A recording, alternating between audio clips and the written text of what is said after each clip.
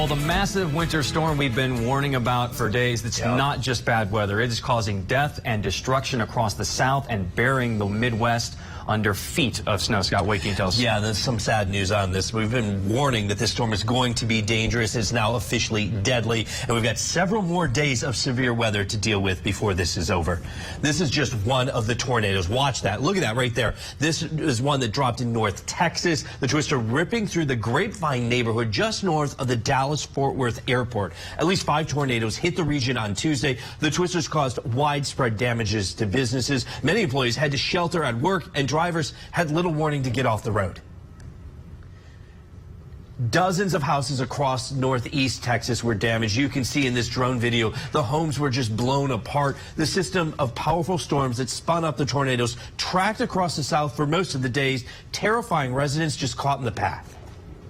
I just grabbed a hold of the bar that's in the restroom, and because it shook the house. It was shaking the house really, really bad. And then I heard my mom screaming because she had my kids in the house. And then as soon as it was done and over, I heard also glass breaking down.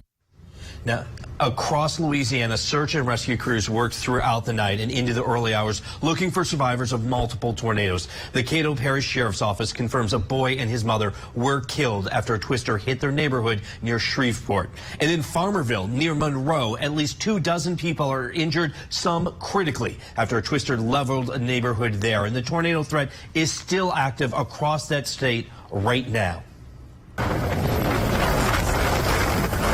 The storm also creating blizzard conditions from Colorado up through the Great Plains, winds gusting up to 55 miles per hour, creating whiteout conditions across the entire region. More than 2 feet of snow is expected, and with the winds, the snow drifts are already piling up. The police are encouraging everyone to stay off the road. The blizzard's conditions are going to last through Thursday night.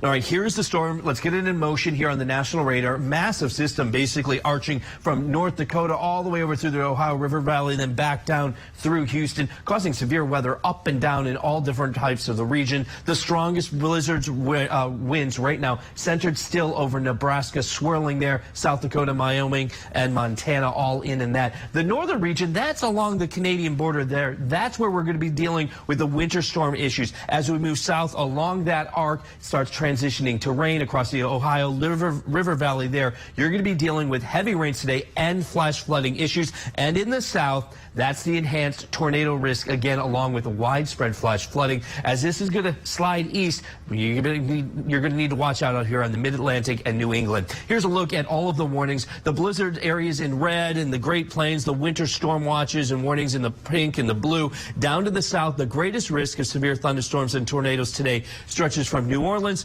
across the Gulf to Panama City, and in the northeast, time to get ready. The winter weather arrives tomorrow night with an ice storm warning for Pennsylvania, West Virginia, Maryland, and Virginia. And Jay, we are only halfway through the week. This storm is going to be around for several more days. My main concern, though, today, yes, lots of ice, lots of blizzards, but it's that tornado risk on the Gulf Coast. You need to be ready to move to shelter quickly today from New Orleans all the way over to Panama City. Lots of different colors on that map and all across the country, right? Thanks, Scott.